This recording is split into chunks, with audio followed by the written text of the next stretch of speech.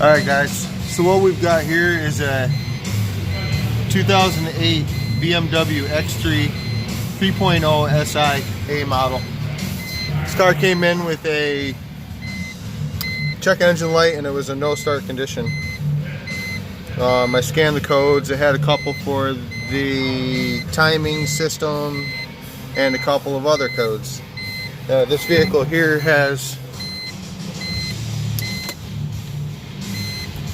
what's the mileage? 1 second here. 120,000 miles on it. So I tested the starter system. I had voltage to the starter. I had wires coming out, nothing to the hot lead. So we did some research. We found some